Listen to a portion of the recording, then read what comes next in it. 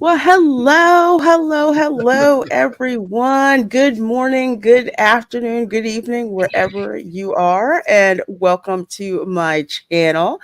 Lorena Creole, and this is the Resort Recon live stream where I get together with myself and some of my fellow theme park nerds, and we just kind of talk about the pressing news of the week and more, and most importantly, answer your theme park questions that you have. Since all three of us, Theme Park Casual and Ron Badley, were out in the park, so this is a great time to ask us questions when we're not walking around the park with the gimbal, trying to avoid people, trying to stay in the background and do all of that. So how are all of you guys doing this today? Doing fantastic. Doing all right, doing all right, doing all right. Had a hard time trying to figure out how to stream at Universal last night. It was the first time I ever attempted it. So their signals aren't Disney level. You know what? Something happened, and this is probably a good time for you to bring this up. When I was at Universal on Thursday, when the parade got rained out, that is the worst signal problems I've ever had, and I hardly have any signal problems at Universal. Because like CJ, my thumbnail guy, he's just like, I notice there's a difference between when you're at Disney and when you stream at Universal. And I said, yeah, I usually don't have a problem. So I don't know if a cell tower went down. I don't know if it was weather related or what happens around here. A cell tower is finally sick and tired of the hot weather and just blows up and doesn't work anymore. But it was problems I hadn't really had before, and it's bad enough that my streaming phone, which is an iPhone 12 Pro Max, for some reason it does not connect to Wi-Fi anymore. Just paid it off. Uh-oh. Does not connect to Wi-Fi, so I have to get a brand new one. Because you My just iPhone paid it off. 11 That's why. is still kicking. Yeah. Still alive and Wow. kicking. So yeah, I have a friend who he will only purchase on the odd number releases for iPhones. He says, "Don't ever buy the even numbers." I'm like, "All right, whatever, dude." he may be on to something, Yeah. because I'm looking at the iPhone 15. I'm like, okay, I'll get the 15 Pro Max because that's a release behind. I don't want the brand new one because I made the mistake against my better judgment, because I needed another phone, and this one came out and they gave me a good deal on it. I'm like, okay, fine. Yeah, I just want to like chuck it in the retention pond right now. We have 18 of you folks in here watching so far. Thank you so much for being here. We've got quite a bit to discuss. Not only are we going to talk about the Ministry of Magic announcement for Epic Universe, so much stuff to go through with that, and got some clues about some of the ride vehicles and attractions due to some stuff we've seen at Disney in the past. We were not, and at Universal, because one of the things you have to keep in mind is that there are a lot of former Imagineers who are now working for a Universal creative, and it is extremely obvious right now. And then we're also going to talk about one of my favorite things at Disneyland, Haunted Mansion Holiday. So I'm so glad Theme Park Casual is here. He was out there, so we're going to have some footage to show you and talk with you guys about a little bit later. So while we get started, folks, please do hit that like button. Please do make sure you subscribe to Theme Park Casual and to Ron Bradley at Fowler Bradley's Fun. My awesome mods, if you guys could drop their links in the chat, I would appreciate it so much. Hey, Snorter Poopus. Polar Bear from Pinellas County. Hello, humans and other critters. Well, hello. I'm glad to see you. We've got Goofar35 in the chat. Says, hey there. We have got Go and Shogi, who says, hola, buenos dias. Good seeing you. Buenos dias, mi hermano. Good to see you. We've got Tom F, who says, hello, all. Well, hello. We've got Jeremy Heath says, hey, howdy, hey. Hey, howdy, hey. There's a snake in my boots. My favorite is the shark that pops out of the toy box and says, "Hi, I'm Woody. Howdy, Howdy, howdy." howdy, howdy. I'm going to have to tell you about my experience of making the Budweiser happen last night. If you know what I'm talking about. Did you? Yeah, I did. It's so awesome. At Universal, and it was a team member that showed us how. Like she's like, and she was like, "I love this. This is the funniest thing ever." And the team member showed us how to do Budweiser. It was hilarious. It's so funny when like the kids are jumping around. What it is, folks, is at DreamWorks Land over at Universal.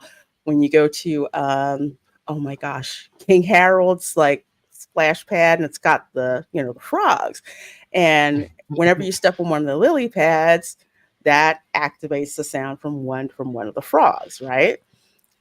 I love it when I see parents step on something or their kids step on it, and you hear one of the tones from the Budweiser commercial, and they're just like, no, no. And it's literally like, get out of the way. I have to find out if this works or not.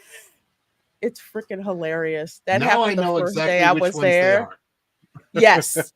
Yes. I'm just like, I tell people I'm not, in the streams, I said, I'm not going to tell you which one they are, because that takes away from the fun of trying to find it yourself. But it's like, yeah, it's not an urban legend. Yes, you can recreate the Budweiser commercials. So funny. Hilarious. I love it. Oh gosh, it's great. Little Mouse 27 says hi, glad you are here. Liberty Hall's cat is here, who says hey all. Well, hey and hello. We got TD, another one of my amazing mods over there across the pond, says hey there, Lorena in chat, good to see you. Keely Chow in the chat, good to see you, my dear. And Roll Tide, of course. TPC, he's on the panel saying hey, says hey kids, hey kids. I love that. That's his catchphrase. And of course, Ron is on the panel, says hi all from Father Bradley's Fun. Little Mouse says hi again. We have got Melissa Bell in the chat. Good to see you, my dear. And let's see.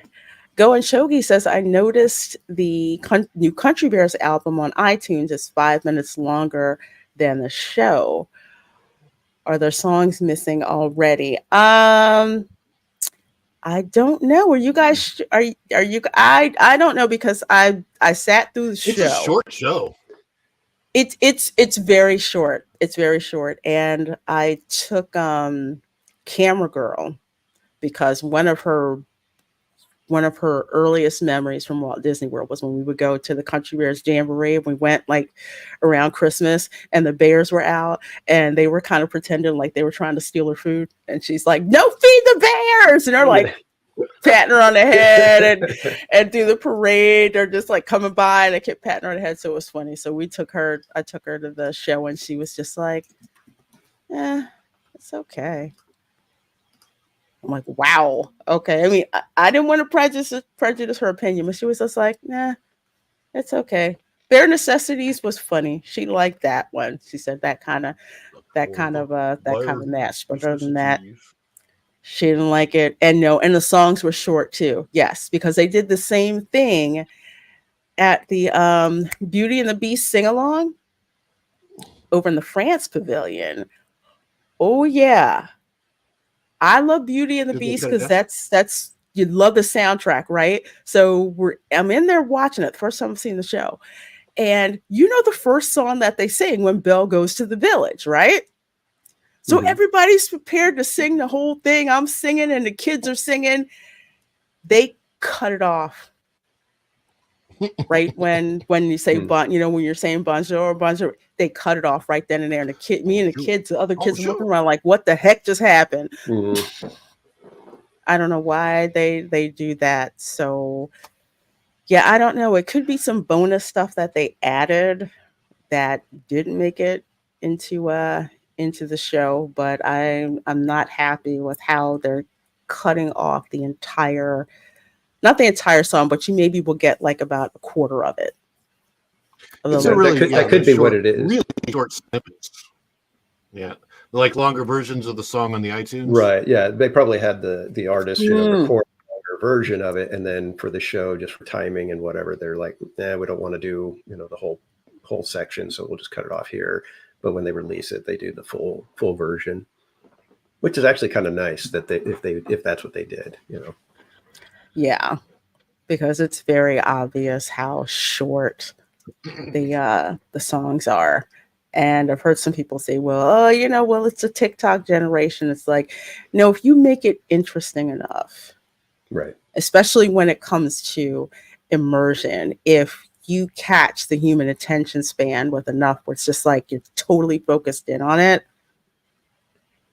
there's no problem. And the original Country Bear Jamboree, the snippets were part of the gag. It was like they were like almost constantly taking the hook to the characters, and that was part of it. So you didn't get the whole song, and those songs were just so the little snippets was all you really needed, because the songs were so silly and out there that it was like you told the story in your in one verse really. But yeah, I think part of the gag with the original Country Bear was, okay, all right, off the stage, next, kind of thing. Yeah, get him off. Nope, can't sing Blood on the Saddle. Right. That's part of how it was. So.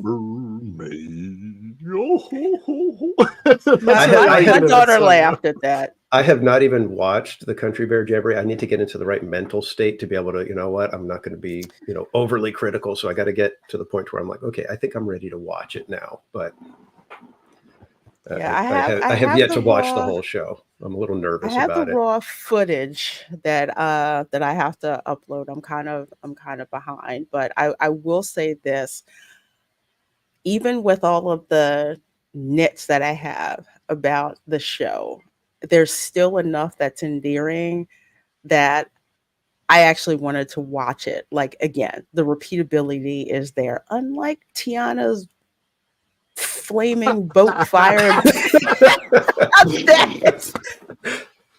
I can't. That is the biggest disaster. That has to be one of the biggest, if not the biggest disaster in Disney's retheme history. Although I will tell you, for me, I am far more heartbroken more and more every time I go to Hollywood Studios and realize what is been lost at Hollywood Studios. It's just so sad. Including my hat, by the way. I don't know if you knew this, but my signature hat. So I was on Rock and Roller Coaster, had it stored fine, and at the very end of the ride, I put it on, but before I took the bar off, and the bar knocked it off my head at the very end of the ride.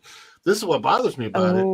We could see it. Like it flipped down underneath the roller coaster and onto the catwalk below, but a cast member spotted it with the flashlight and said, we'll get it after the ride. So I put in my whole thing for it, and supposedly it hasn't been retrieved after 2 days. And I'm like, but we saw it. We know where it was. It was down there, and it's a $5 hat. It's not that big of a deal. Very easy to replace. I've already looked at Walmart. It's an easily replaceable hat, and actually I'm going to customize my next band that I use. So it's more me. I might even have my own logo on the side or something. Who knows? But it was a surprise that they haven't found it yet. When we found it initially, we just couldn't quite get to it because it was on that maintenance catwalk, below the tracks. But we saw it; it was right there. So, hello, Disney, do your job. I will give you a little bit of a hint as someone who's lost stuff, who's gotten like a call or an email from Disney and said, hey, by the way, we think you left something in your hotel room when you left. Or if you lose anything at the park, go to guest services. Give them a description of where the item is, where you found it, and there is literally like this chain of custody system that they have. Sometimes they find it in a day. Sometimes they'll find it in 3 months. Yeah, I was going to say it could be that just the cast member that spotted it, for you, at the end of their shift they didn't go grab it, and at the end of the night they collected everything or something. Well, I don't even think they can. I don't where it was. It has to be maintenance that would have picked it up because it's actually on the catwalk underneath the tracks. But I mean, it would have just been laying there. So if they were doing their typical check underneath the tracks, somebody probably picked it up. Like she said, with the chain of custody, it may take a few days. So yeah, it will, because I stayed at where did I stay? I stayed at Bay Lake Tower, and then a month later, I get a message saying, "Oh, we think that you left a pair of sneakers here." I'm like, "Oh shoot, I totally forgot. Totally forgot about it. I love them. They were like iridescent sneakers." So literally, I had to go back to the Contemporary. I had to show ID. They had to go and get it, and I had to sign all this paperwork and stuff like that before they could release the property to me. So yeah, there is a chain of custody thing that they have going on. Thank you, Go and Shogi, for those 5 gifted Reina Creole memberships. Thank you so very much for that. I appreciate it so much. Sharing the love that way. You members, we have so much stuff coming up. Sunday at 2 p.m. Eastern, we are all going to be watching Godzilla -1 minus color. So we're gonna watch that, and plus keep an eye out for special videos and posts with all the spooky season stuff coming up. So excited about that. Jerry, it's not open yet. We're gonna talk about it. They've released the information, so we're going to prognosticate and give you guys some information about some attractions you can kind of experience to get an idea of some of the things that they're doing over at the Ministry of Magic. But we're gonna get to that after we talk about Haunted Mansion Holiday. Jared Markham, is the Thrill Data website that Pro often polls accurate on the lack of attendance for Disney parks, or does it overshoot or undershoot attendance numbers? Ron, you want to take a stab at that?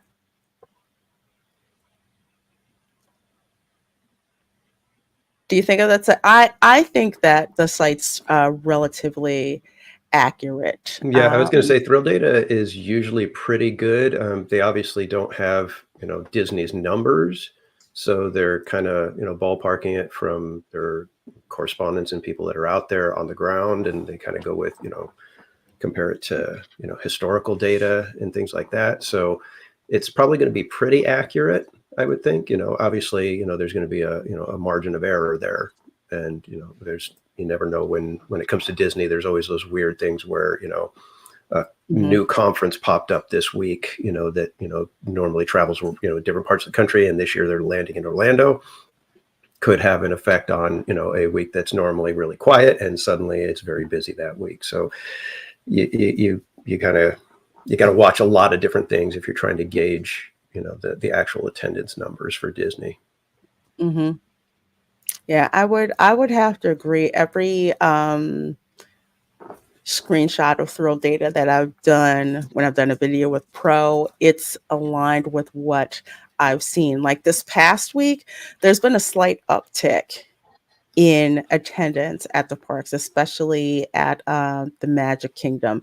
So I don't know if part of it is that schools are starting to go back into session down here, I think it's mostly either the charter or the year-round schools that are done with their break, because I think Orange and Osceola County, they don't go back until I think like August 16th.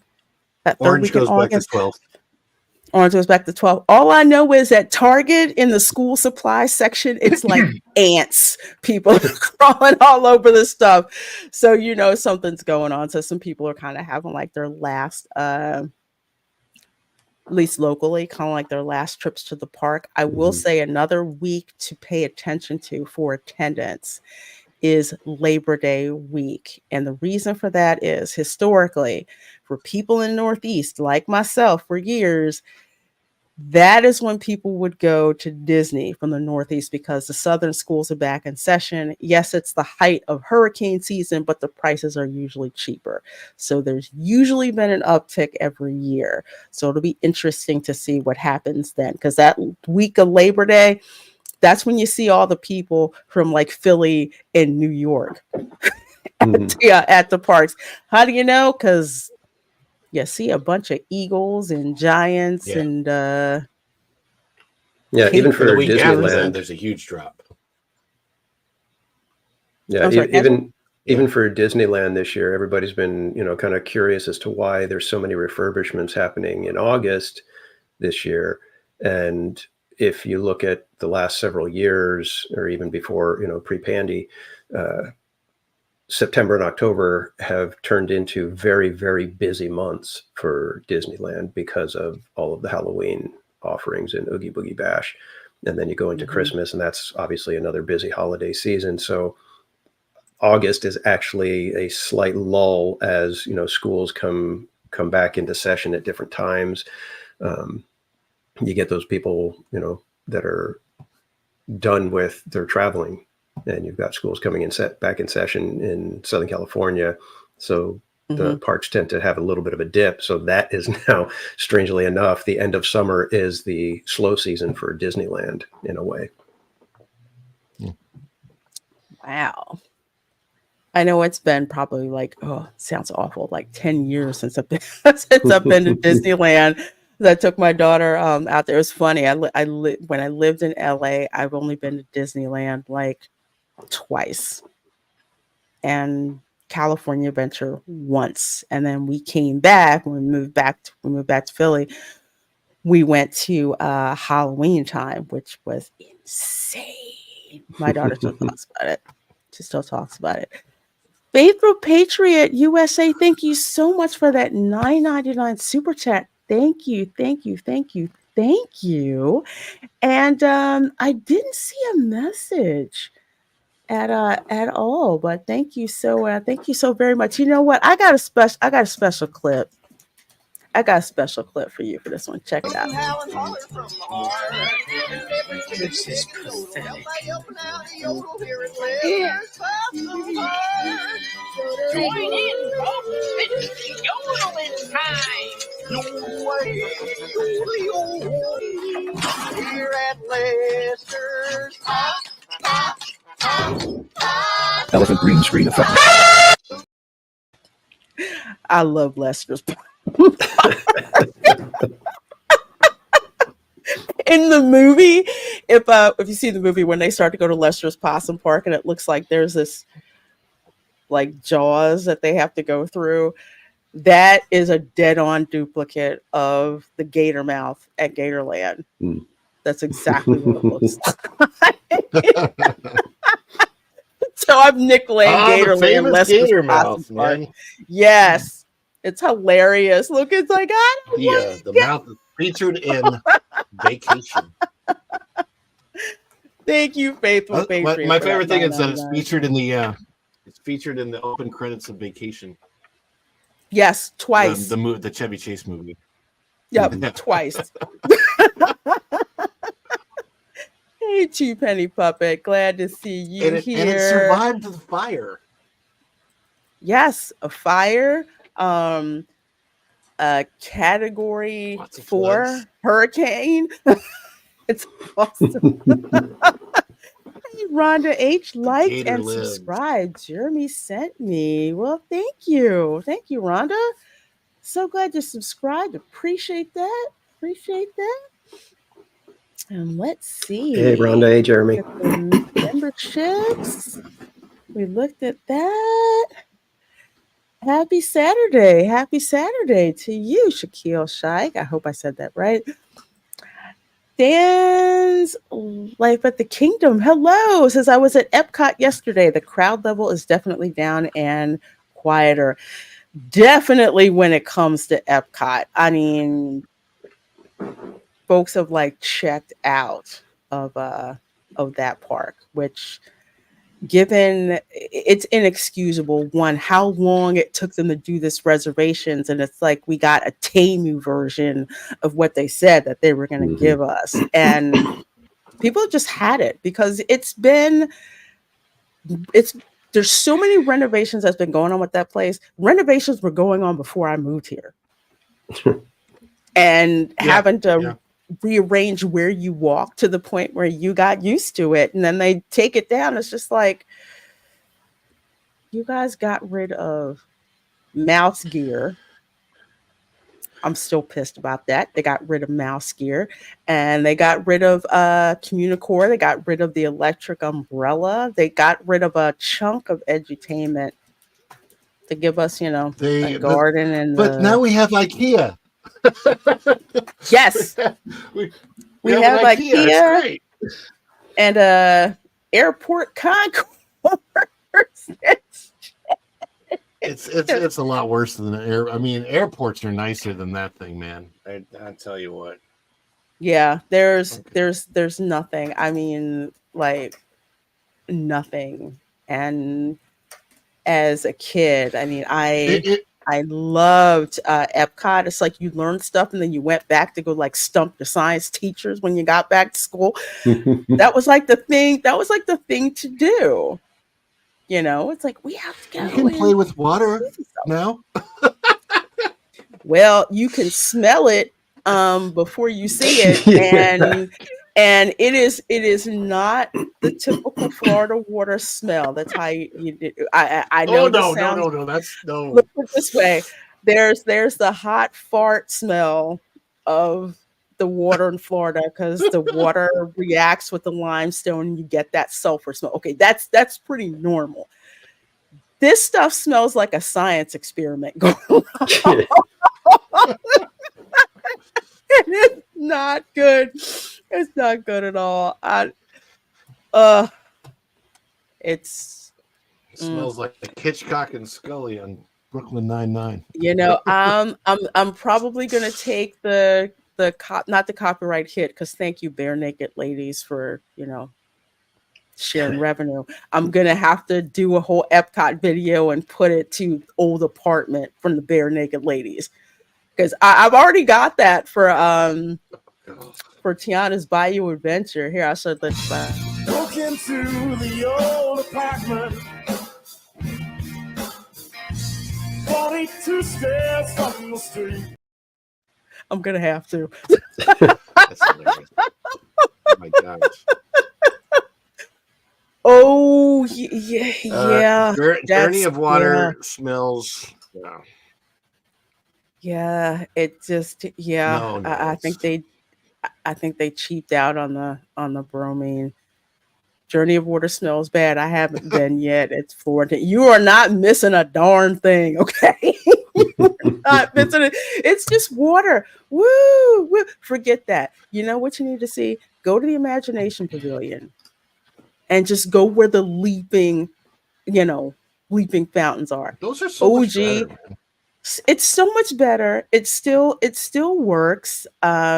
For my family, it was like a big deal when you were a kid and it's like 100 degrees outside. You wanted to get splashed and kind of got ticked off when the water would jump over your head because it would go from fountain to fountain to fountain and then make this leap across to like the other ones. And that was so much fun to do when you just get soaked, but it was so hot you didn't care. You got like a face full of water. The other thing that Epcot has now is the the cornhole. The cornhole. Oh yeah. Cornhole playground. Cornhole. They have cornhole and Zumba now. Oh yeah, Zumba. the Encanto. Yes, it's a Zumba class. Yeah. Nothing better than Zumba out in the Florida heat. Yes. The Encanto show, and I'm going to tell you this from personal experience. The Encanto show is a lower level of entertainment than Six Flags, and I'm speaking as a former Six Flags show person I did shows there that were way more involved than the Encanto show, and it's such a surprise to see at Disney when you have shows like Finding Nemo, the puppet show, the Broadway version at Animal Kingdom, and The Lion King and Animal Kingdom, those amazing high-level Broadway quality shows, and then you go to Epcot and you see this Encanto thing. This looks like people were hired for a birthday party or a quinceañera to come over and do something in somebody's backyard. Literally, that's what it looks like, and it's. I mean, I'm not trying to disparage any of the performers. They need their jobs, and I get it. But I mean, you have that, and coupled with the pole dancing merry-go-round, I'm like, Epcot, what are you doing?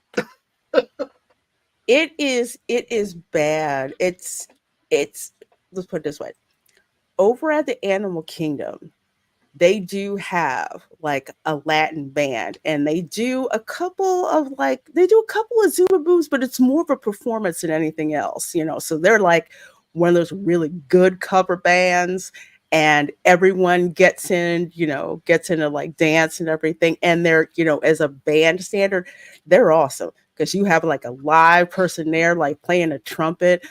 I wish they had an accordion so they could truly do merengue, but they're amazing. And then over at Epcot, it's just like, okay, just here, singing. It's again, no shade towards the band, but it's very badly put There can't be any because there is no shade over there. Yeah, that's true. That's very true. People would love it if you throw some shade. There's nothing. Please, they're letting you all. They're letting you all cook, and I think the reason why is so they can send people over to that beer stand that's right next to it. So you load up on beer. Yeah. See, my thing is the little shows like that, I'm fine with it. There's nothing wrong with them. It's just that they kind of made an announcement about it, like it was going to be a big deal. Mm-hmm. And that's the problem. It's like when they try to make these things that are, just filler type of things, things that you're supposed to just kind of happen upon when you're at the parks, and it's fun to, spend a few minutes with the kids dancing and, the little characters come out, whatever. That's fine. That's well and good. And we need that kind of stuff in the parks. It's when you promote that as something like, hey, check out what we did. It's like, no, you shouldn't really even be drawing any attention to this in any real way other than, putting it on the schedule for the park.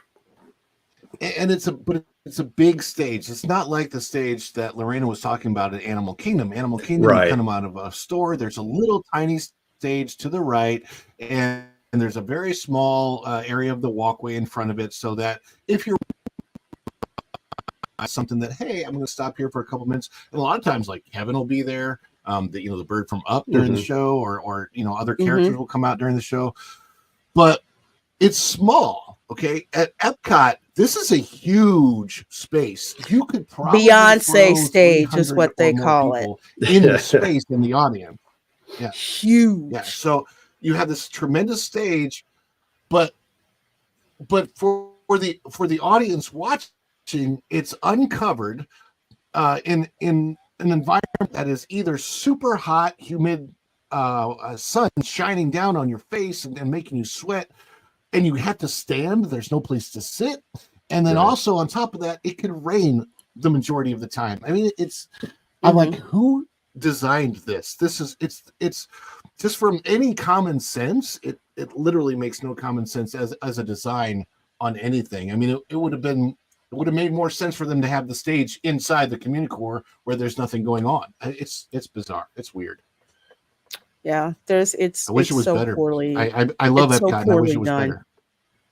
Yeah, and it's not how it used to be. Like we were saying, the lack of shade that's out there. When you had Communicore East and Communicore West set up, even though I think it was Communicore West that didn't have anything in it, but they used it for character meet and greets. But it was also a good spot to just go and sit in the air conditioning. It was a nice little bonus space, for to go to. Electric Umbrella, also shaded space. Communicore East, shaded space to go in. And they kept that in mind. Again, you have these people in Burbank designing stuff for Florida. Burbank is not Orlando. Okay. As I remember when I lived in the valley, I had to get used to when the sun went down, the temperature dropped like 20 degrees. That took me years to get used to. It's like, no, in Florida, the sun goes down, it's still hot. The sun, it's like that. It's like in one of those Super Mario games where the sun is trying to kill you. That is, that's Florida. And you can tell what the people just like, this is ridiculous how this is out there. So it's just a shame. And I almost don't I'm being selfish.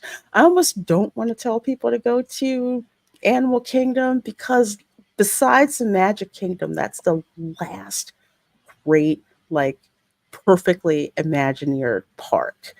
And everything just fits in, so well. Even though it's hot as I don't know what, there's shade to get to, easily. And yes, the Fountain of Nations used to keep us cool with the mist. Yes, before the Bellagio fountains, we had the Fountain of Nations, and I love The that. fountains I saw last night were amazing. I saw the Universal show last night. Sensational, or whatever it's called. yeah, Oh my gosh, sensational. that was. I don't know. I don't even know why there weren't more people to watch that show. That show is. I mean, Happily Ever After fireworks are great for a fireworks show, but this show beats anything in any of the other Disney parks besides Happily Ever After for sure. Is a nighttime spectacular show with the fountain. It kind of reminded me of something that I saw at California Adventure a long time ago. World of Oh, Color. World of Color. World of Color. It reminded me of that in a sense, because you have the fountains, you have the Phantasmic type stuff, but then you've also got fireworks, and then on top of that you got drones. And the whole thing comes together, and it was just like, and it was even like slightly raining last night, like misting rain, and it made it almost better. It was I was blown away by this thing because I hadn't heard anything about it, so it was a complete surprise to me what it was. And then and then when they sang Peaches, oh my gosh, I about lost it. Peaches. I'm like, oh my gosh, this is so awesome that they put this in a live spectacular show. I was so happy at the end of the night last night. It was so cool. I That's haven't Universal had a Orlando, chance. by the way. Yeah, I haven't had a chance to go to see it. It's like on my list of things to do, but what's not lost on me is the logo for Sensational. The font kind of looks like Harmonious. Yeah. It's very obvious that they did. I'm like, funny. Is it? But then again, that's Universal. They do not shy away from throwing shade at Disney every single chance they It's definitely way better than Harmonious ever could have hoped to have been. So yeah. Well, speaking of Disney stuff that I am very, very happy to talk about, and I'll let Theme Park Casual actually take the lead on this, is Haunted Mansion Holiday. Yes, we've got our mansion back. It took a little while, but everybody is excited about it. At least most people are. I do have my little qualms of Halloween in July, but as I was talking earlier about all the refurbishments happening in August, it's nice to see that Disney rushed and decided, what, we have to get another attraction open. And one of the big ones is Haunted Mansion, that's been down since the beginning of the year. So, good on Disney for bringing that back as quick as possible and not, adding to the list of attractions that are closed. So, but yeah, we've got our Haunted Mansion Holiday back, and there are some minor little tweaks that I've noticed. And then some, obviously there's a lot of people that dive into way more details and notice that this is moved over to this side and this is over here now, and that sort of thing. But yeah, we have it back, and it for most people, they love having Haunted Mansion Holiday. So we can kind of check some of the ride through here. I think it starts at 3:18 is about when we're at the exterior queue. Okay, let me move back here. 3 hours and 18 minutes. Yeah. 3 hours and okay. Yeah, Haunted Mansion Holiday. It's funny thing, I missed it when I lived in Los Angeles, but when I came back for a visit and I brought my daughter, I said, okay, we're gonna go see Halloween at Disneyland because we didn't get a chance to do it when we were living there. Haunted Mansion Holiday was like Nightmare Before Christmas just in your face. I could not believe what they'd done, because our Haunted Mansion in Walt Disney World looks like a mansion from upstate New York. Looks like Grace. No, it looks like Gracie Mansion. But the one in Disneyland looks like a New Orleans style plantation house. So it was completely different, and all of these decorations outside, which we do not get in Florida because of the weather and everything. We were just stunned. I was absolutely stunned about how it looks. I wish we could get it here. Yeah, that's one of the things that some of us, not, like I said, not everybody, but I'm of the mindset of it seems like we have Haunted Mansion Holiday longer than we have original Haunted Mansion throughout the year. So I wish they would be able to alternate, 1 year, it's at Disneyland, the next year it's at Disney World, and then, back and forth, just so that, we don't get, it's, some of us are kind of tired of it, even though I enjoy it, when it comes back, I enjoy it for what it is and whatnot. I'll keep riding it, but it's mainly because I just love being on Haunted Mansion. So I'll ride that regardless, but I'm, itching to see Original Mansion come back for a period. But for those of you who don't know what we're talking about, Haunted Mansion Holiday is when they take the Haunted Mansion at Disneyland and overlay Nightmare Before Christmas onto it. And this will last basically from now until January. So they get to, kind of two birds, one stone with Halloween and Christmas with this one.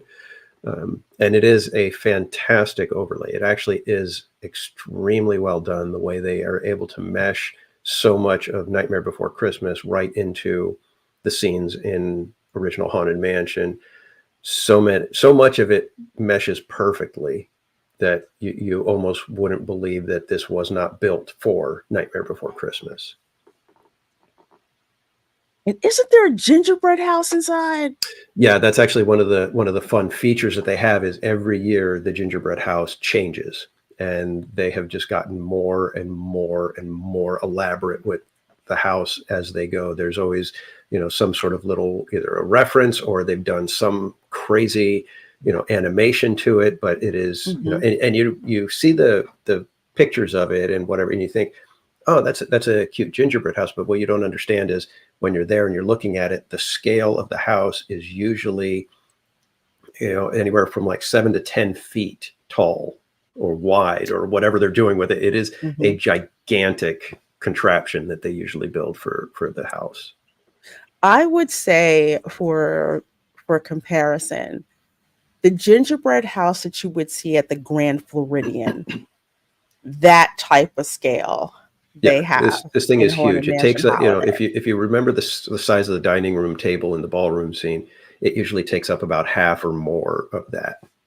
So, and then it's, like I said, it stands, 5-6 feet tall on top of that. So these are, and everybody looks forward to it, and they change it every single year. They do something new, something different. Everybody's always excited to see it. And this year, I don't know if we want to. Can you eat it? If you, no, this one is actually not an actual gingerbread house. This one is a prop. So, okay. But this year, I'll tell you, funny story. No, go ahead. This year they're.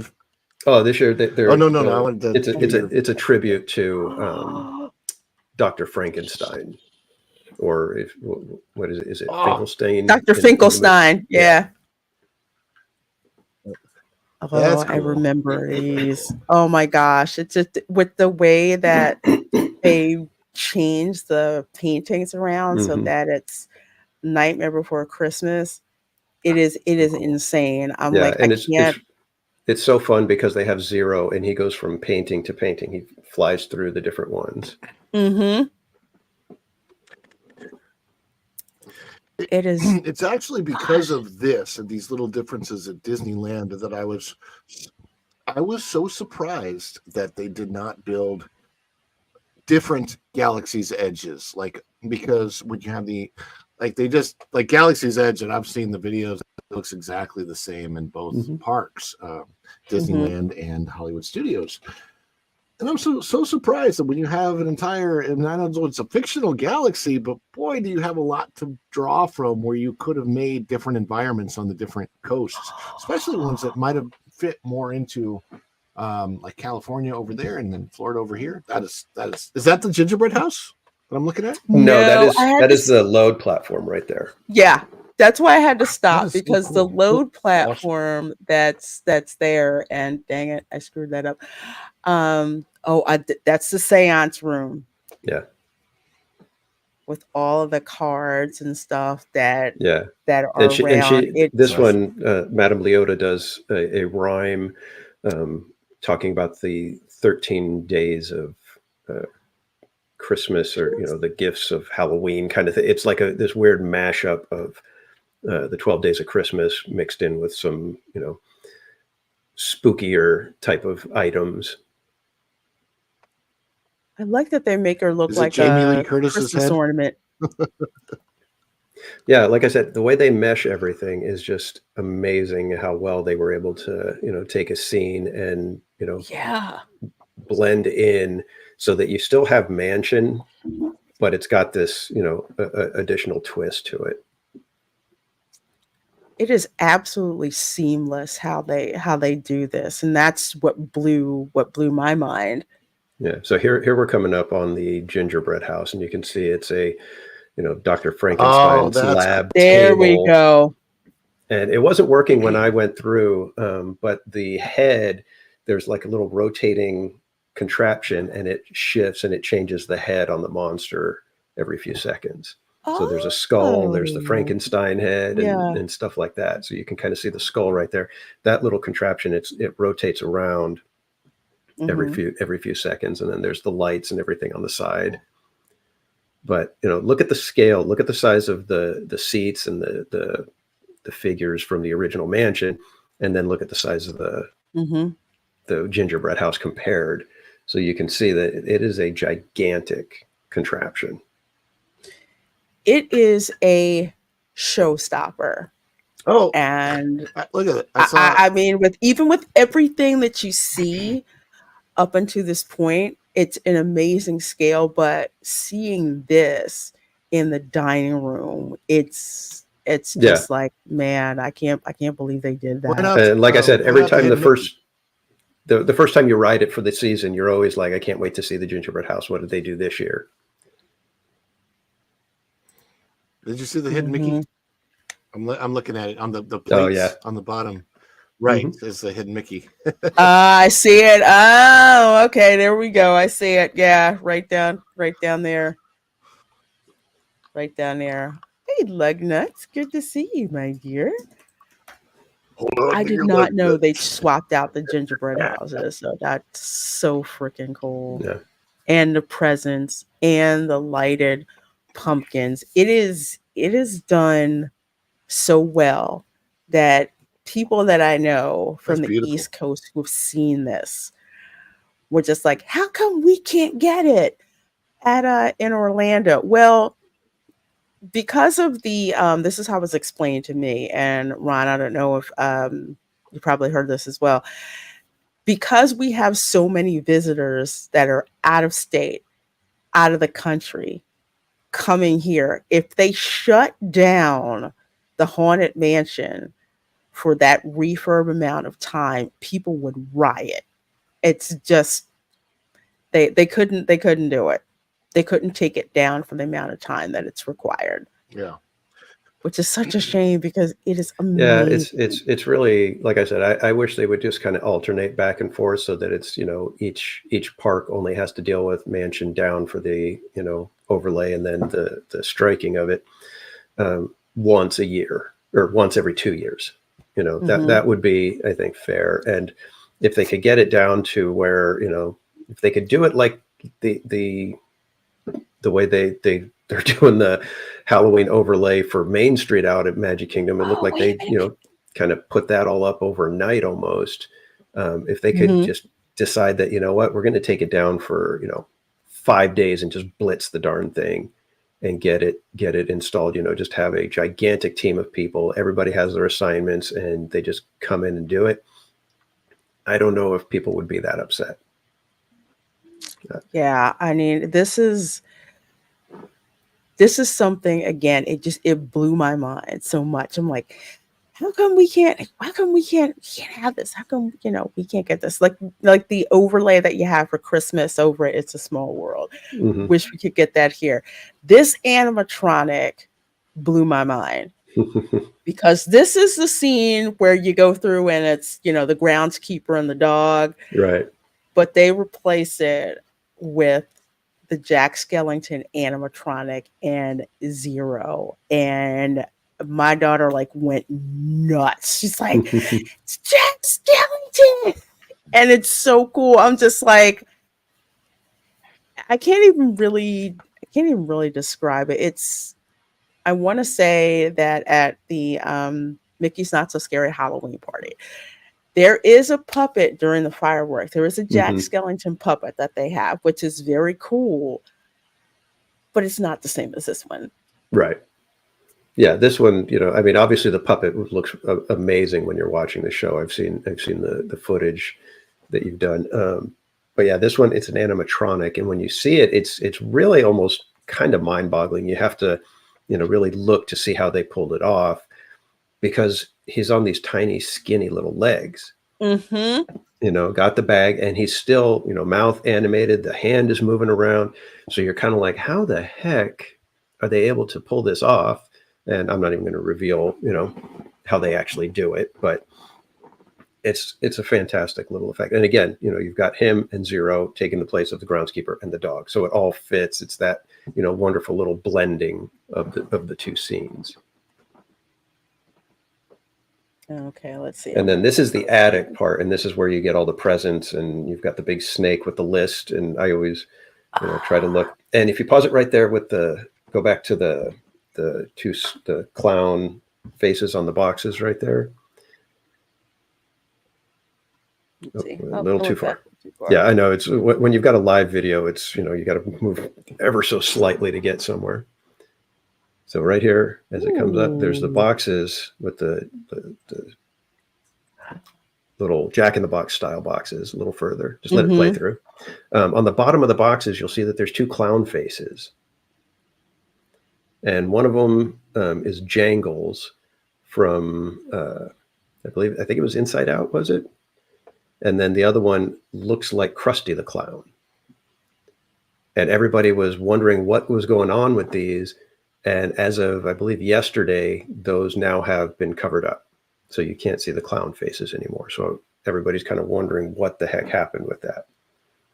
So yeah, if you play just a few seconds further, you'll see them. So you can start to see them right here. And I think I can't. Oh, yeah, right there. Okay. Yeah, so you see Jangles there, and then Krusty.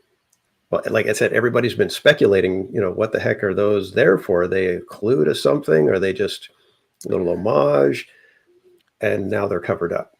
So I don't know why they would have covered them up.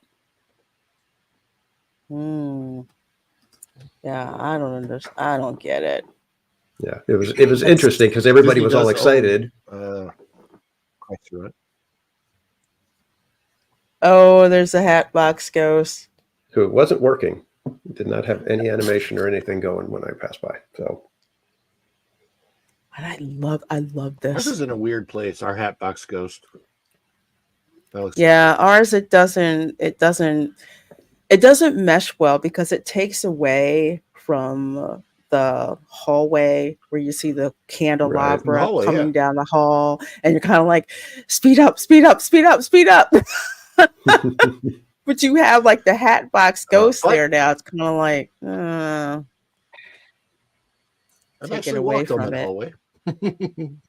Oh yeah. Oh, I love this here. Yeah, go with Chogi. One of the best experiences I did have. I was just going to say one of the best experiences I did ever have as a cast member was a cast member only private tour, walking tour of the Haunted Mansion backstage tour of nice. the Haunted Mansion, which was very cool to know that I have. Every time I go in it now, I'm like, I have walked through this entire thing. It really feels different because you realize when they built this thing, how much attention the Imagineers put so much attention into the Haunted Mansion because they put something for every single person to look at, no matter how many millions of people, no matter how many millions of eyeballs go through the thing. They realize that different people are going to look in different places, and they put something that you may never see, or you could ride this 100 times, you may never see it, but for the one person that does, they put something there. That was cool. Yeah. In fact, I was going to say, my friend, and I believe you guys know him, Barry Place 28, got wind of a little Mark Davis tribute that is in the mansion currently. I don't know if it's going to be a permanent thing, but in the hallway where there's the man-eating plant, off on one corner that's in the dark, they've got a sculpture of the bat that Mark Davis drew in the original Haunted Mansion sketches. And I like I said, I think it's in the dark right now because of Haunted Mansion holiday overlay, but Barry Place 28 was able to kind of shine a light on it and get a photo, get a good view of it. So if you guys get a chance, go check out Barry Place 28's live stream from this past Wednesday. Oh, I'll have to check that out. And when he's on Haunted Mansion holiday, you can see the Mark Davis bat. It's really cool. Very nice little tribute. I love the Sally. That's why I had to stop. Yeah, it's like so nicely done because she's looking back where Jack is, when he's got the Santa get up and everything, and she's just kind of fawning over him. It's I love what they do with this so much. Go and Chogi for $4.99. Thank you, my dear. Says we have too many out of country visitors. Imaginary in translation. We don't know how, remember how, or care how they built these. Yeah, I don't accept that they couldn't shut it down. I don't know about that. I would think for something like this, which is and they keep getting this asked of them repeatedly, which is probably why they came up with that rote excuse. I'm just like, if you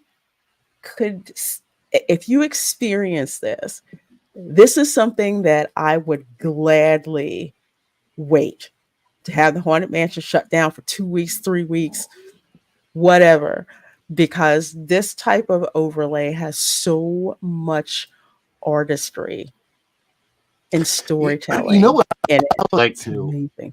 You know what I would like to see at the Magic Kingdom, Lorena? I would like to see them shut down Tiana's Bayou Adventure for a Dr. Facilier overlay. and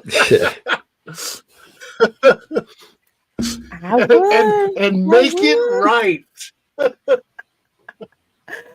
I certainly would. They can't even make the thing work. God! And they have this going on at Disneyland. They need to condemn it. Oh, and these angels! Oh my gosh, these pumpkin angels, jack-o'-lantern angels, I call them. Those things are huge. The scale. Yeah. That's the other thing. The practical effect and the scale of this is just you literally, again, it sounds kind of cliche, but it's true. You feel like you were actually in the film. That's how well everything is just so done to scale, and especially this part here with the boogie and the wheel and all of this. Awesome. It just and then you get to see what gift you got. We got the gingerbread zombies. Yep, I've seen them. Yeah, Nita, I'm with you. I'd like to see them.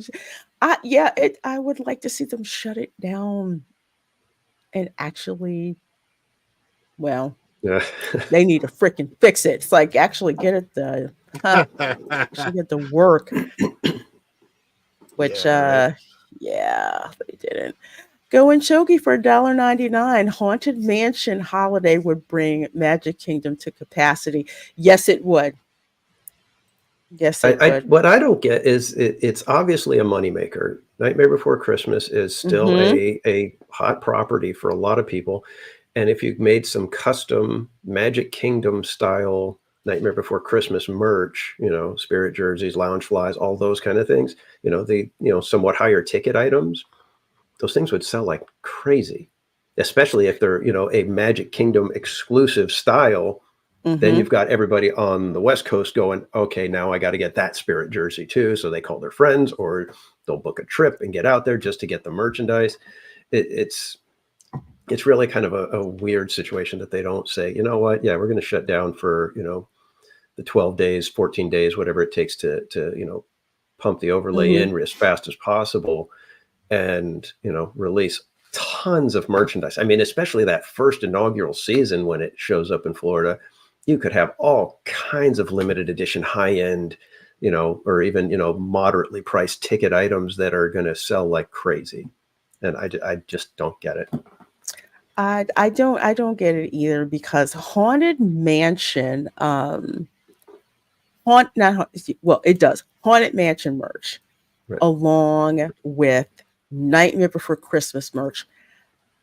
Nightmare Before Christmas merch sells out year round. They have no problem moving that merchandise whatsoever.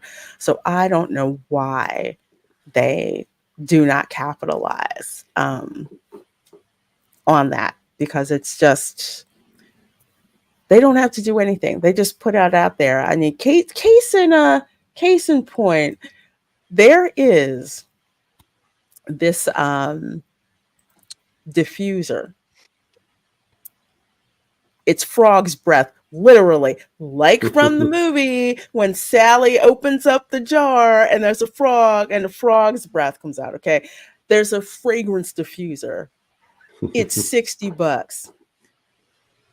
That thing has never shown up in Character Warehouse. That's how much money they make off of that sucker every year. It's just the merchandise that they have, the lounge flight ears that they have this year with Jack and Sally on the back. You've got Lock, Shock, and Barrel, and you've got the mayor.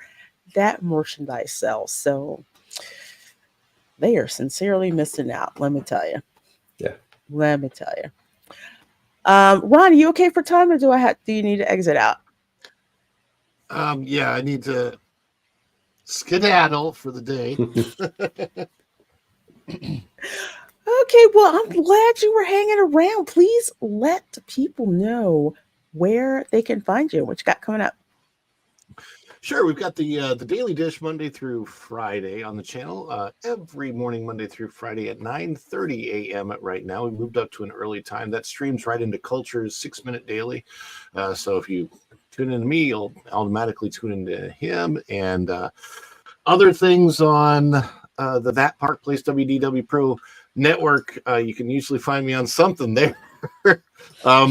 I know Pro has maybe assigned Lorena to this, and I know that I had a fun time asking if the piano player at Main Street would play Zippity Doo-Dah. For me, his answer was, "Oh, I would if I could, but I don't know it." Because sure, a piano player for Walt Disney World doesn't know Zippity Doo-Dah. Right. Yeah. Isn't that a standard? That's like saying, I don't know how to play When You Wish Upon a Star. Right, exactly. Anyway, so there's that, and then I'm editing right now a bunch of vlogs because the live didn't work out very well at Universal last night, but I have a really, really good vlog that's coming out of that. So yeah, so just stay tuned to the channel, and I think we're going to resume Tuesdays, Two from the Loop with Matt Ankney on Tuesday night this week. So that's coming up. A lot of good things on the channel. Just go over to Follow the Bradley's Fun and subscribe. Yes. I'm also at Follow the Bradley's Fun on X, on Twitter, X and Twitter, same thing.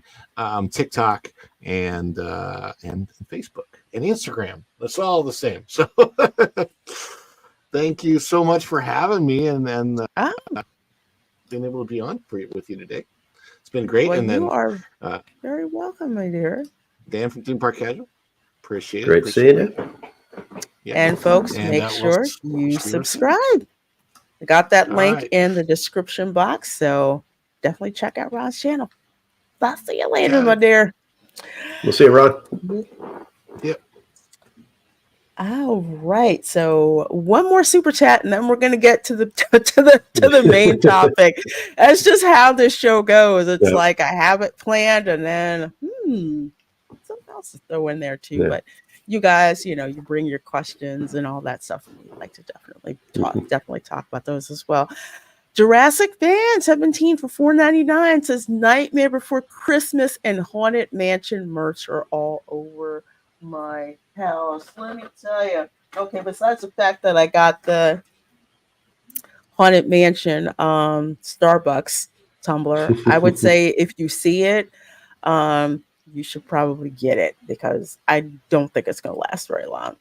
Yeah, that's kind of a good rule of thumb with those kind of properties. If you see something you like, you probably should grab it, especially if it's if you look at it and you're like, oh my gosh, I got to have it. You can imagine that there's a lot of people doing the same thing. And this was at the Halloween party last year because I was like, I'm not going to get a popcorn bucket. And then they dropped this one. And I was like, okay, I have to have it. So I totally get you, dude. I have so much Haunted Mansion and Nightmare Before Christmas merch. And Disney knows this because at World of Disney down at Disney Springs, the whole front part of the store, Haunted Mansion, Nightmare Before Christmas merchandise, and people were picking all over it. So that's pretty much gone by now. But they should. Some of the stuff they're obviously going to replenish. But with the tumblers, these tend to be one of those collector types of things where there's a limited run, and then they're done with that. Yeah. So if you guys want to check out the entire Nightmare Before Christmas overlay, just head over to my channel and you can check it out on the live stream from this last Wednesday. I think it's the last live stream I have on there. So yeah. All right. So first of all, let me see. I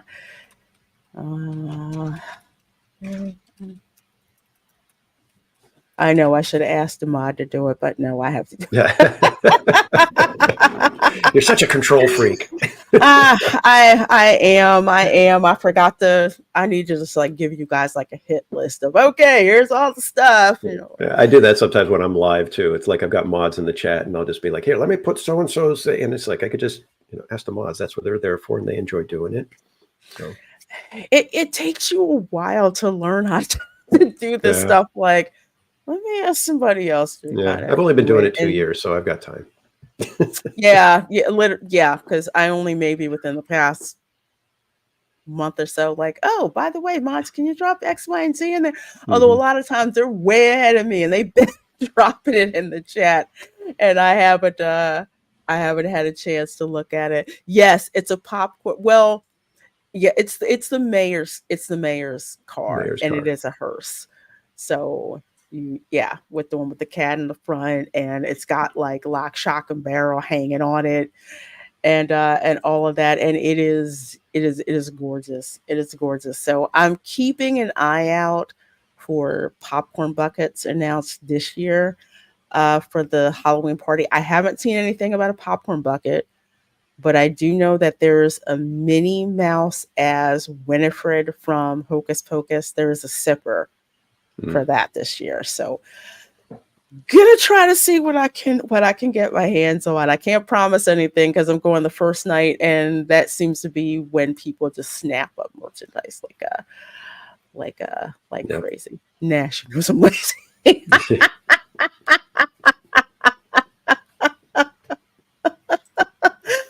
If I could do it right, I'm doing a logo parody for you called The Wonderful World of Reina.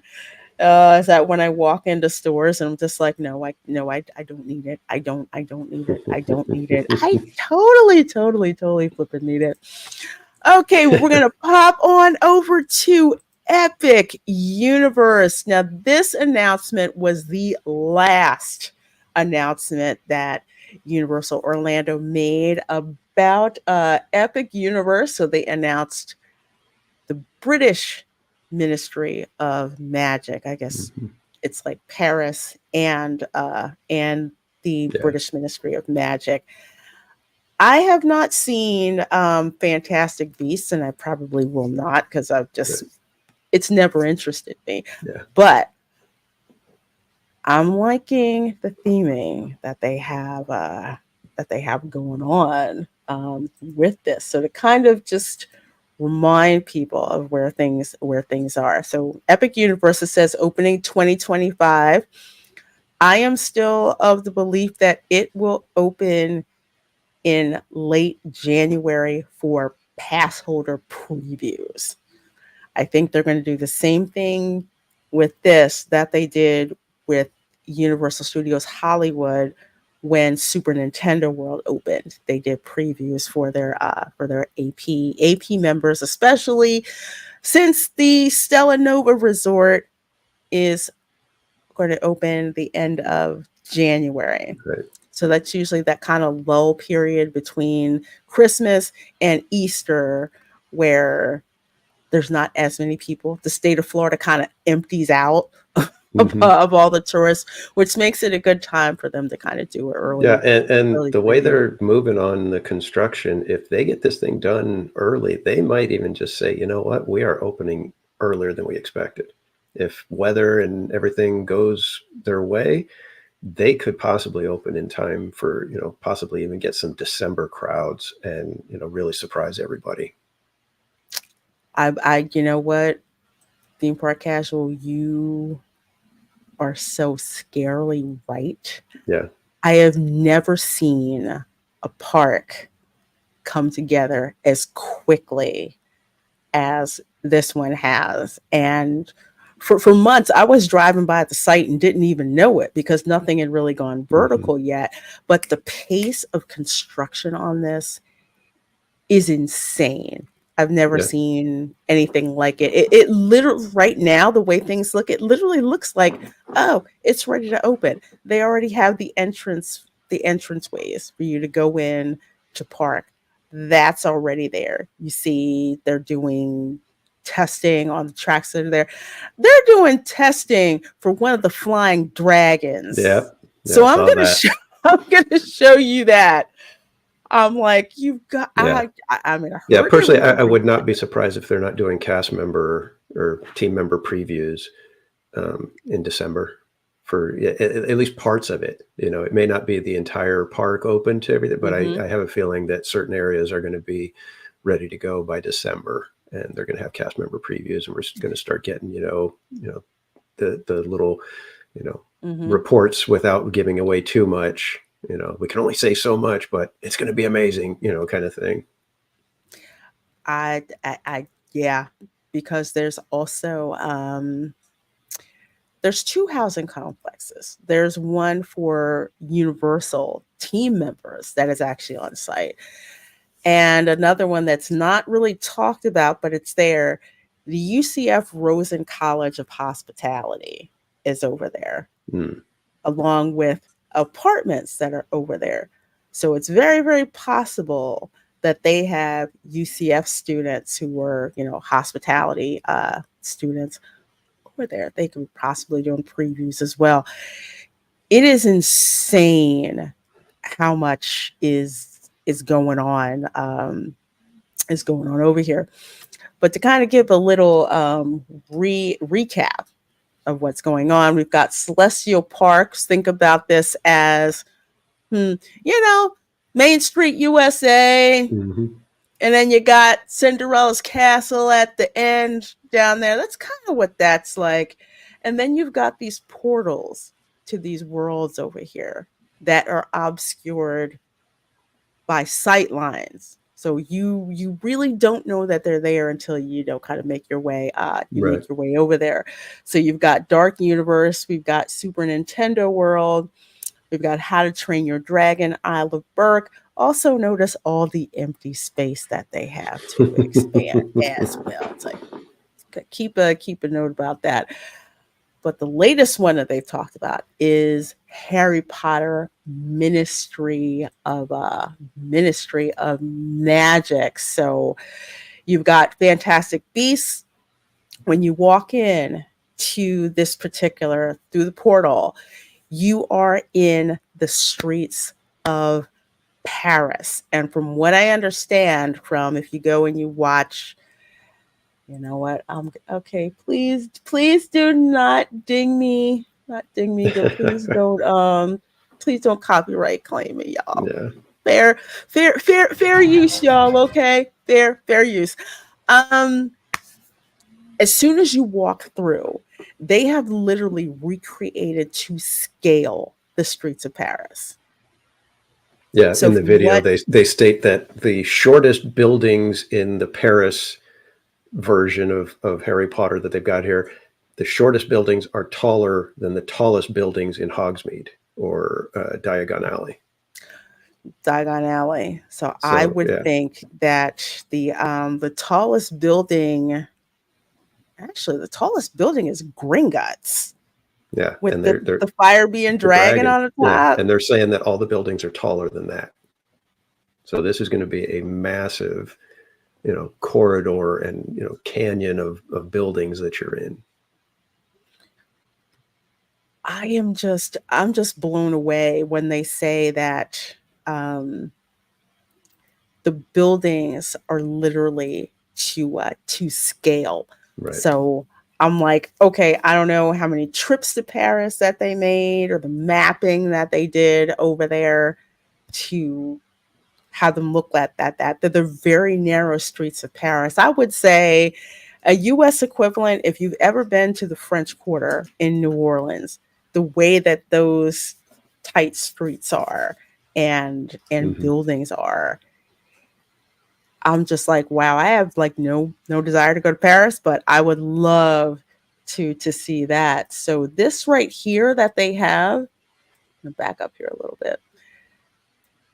That is a circus. That is actually going to be a show that is inside a tent. Like here's the entranceway. That's right here. This is how they're so good at obscuring stuff. You go in, it's their first live show that's based on Harry Potter. They have like a couple of the short shows like the Frog Choir, Celestina Warbeck, the Tale of the Three Brothers. They have that, but nothing on this type of scale that they've done before. You're actually inside a circus tent. Yeah, this and you can imagine, this is going to be a marquee type of show. So figure they are pulling out all the stage magic and amazing, wizardry that they can do with stage performances, and now you get to mix it in with Harry Potter. If I was a gigantic Harry Potter fan, which I'm actually not, so the fact that these kind of things can get me kind of excited and looking forward to seeing stuff like this, that's a testament to how incredible they've made these lands look. I've only been to Universal Studios Hollywood once to visit the Harry Potter land there, to visit Hogsmeade, and I was blown away. And I'm told that one doesn't even, is much smaller and, very different from the one in Orlando. And I'm just like blown away because the one in Hollywood was amazing. So I can't even imagine what it's like to be able to be in Orlando, where you can, go through Hogsmeade, hop the train, and end up in Diagon Alley, and see all of that. In addition, it's going to be amazing that they're now adding a third facet to the Harry Potter theme park world. Yeah, it is just I'm a little aggravated. Well, they probably didn't think they were going to expand to this third park at the time. So it's kind of like, yeah, it'd be great if we had like a Hogwarts Express to go over there. But I think they kind of thought about that. I wouldn't put it past them to have, a get a bus and do a Harry Potter themed trip. That's, a couple dollars extra, and you got to, kind of schedule it. But I would not put it past them to have a Harry Potter themed bus where you're riding in a bus and there's an actor aboard that, keeps the show going and gets you prepped for the Ministry of Magic area. Kind of like what they tried to do with the with Galactic with the box truck. Yeah, but then, and that could have been a good idea. It could have worked. It just everything about the Galactic Star Cruiser was just a bad idea, bad call. And if they do Yeah. if Universal has the right creative people, it could be a fun little experience, especially if it takes you, to a backstage entrance and you enter through the Ministry of Magic at that point. Mhm. It could be a very well done experience in this case, because you are going to be traveling Mhm. for, a little bit of a distance. It could give time to really set the mood. And if they, like I said, if they do it right, they could pull off something that's very, very special for Harry Potter fans. Absolutely, and it's interesting that you should mention that. And let me get the super chat really quick before I keep going. Go and Shogi for $4.99. Thank you. Says the empty space of Epic Universe is shadowed/shaded, similar to territories in video games. It's not that it's closed; it's just not unlocked yet. Oh, there is tons more that they have planned for this. I mean, I've heard rumors that there's the potential that after Universal London opens, I believe that's going to have a Lord of the Rings area, and that could possibly get installed into Epic Universe in the future. So there's tons of ground for them to keep building and expanding into this, and it could be IPs that we haven't even seen yet that are on the horizon, or could be throwbacks. I mean, look at how they're doing a fantastic job with their shows and parades to lean into the nostalgia that people have with Universal Studios. There could be the potential that, like they did with Dark Universe, to bring back some of the, older IPs in a new way. They could be, could look at having a completely retro Universal land.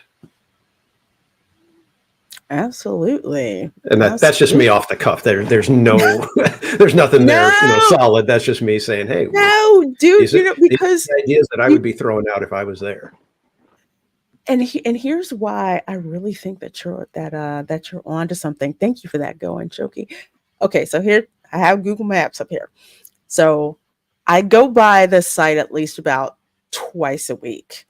There is this big, huge overpass and like cloverleaf that's being constructed. So Yeah, if I you saw that leave, from Bio Reconstruct just the other day. I think it was just yesterday he posted it. So over here is like where Universal Islands of Adventure and the studios is. Okay. So when you leave here and you are on okay, so you have to go down Universal Boulevard. This is where I leave all the time. You're going down Universal Boulevard, you go past Universal's Endless Summer and the Volcano Bay, Surfside, and Volcano Bay, and then you pass the Surfside and the Dockside Resort. You go all the way down Universal Boulevard. Okay. Here is where Epic Universe is. It's all that land for Epic Universe. Lockheed Martin is sitting right here in the middle. Do not be surprised if they wind up going away. I believe there's an option that Universal has to buy certain property, and they may be moving this one because they have a facility north of Orlando. So don't be surprised with this stuff. This goes away. Universal actually had to buy land from Lockheed Martin to get this done. So there's Universal Boulevard that would go down this way. This is where your majority of your traffic would go. The buses would be able to leave Universal property, and they have their own dedicated bus lanes to go around the back of the park through this way to get to Epic Universe. So literally, just like what Theme Park Casual was saying, if they did it like it was a bus, and Cloud Sky 722, I'm sorry, says there's a magic bus that takes people around to different cities in the books.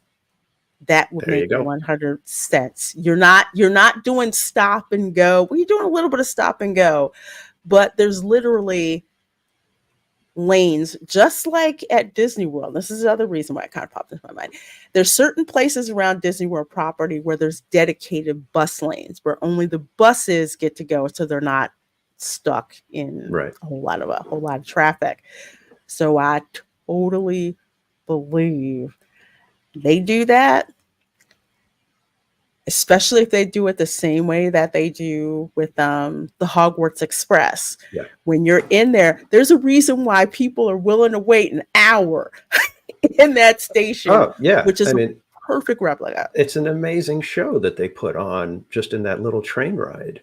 You know, that's why I'm thinking it's like if they could pull it off, you know, and make it, you know, it just get the fans hyped up for it, and you dropped off, you know, in Ministry of Magic again, you board it in Hogsmeade.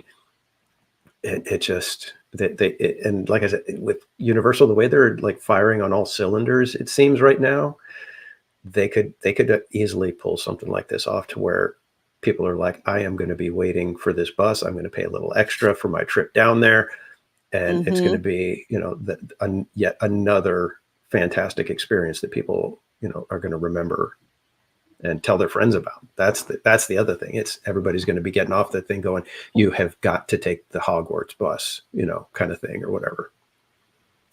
Yeah, absolutely. Because even with Hogwarts Express, when you get the platforms, when you get on the train, it looks just like they've got you going through the wall. I mean, come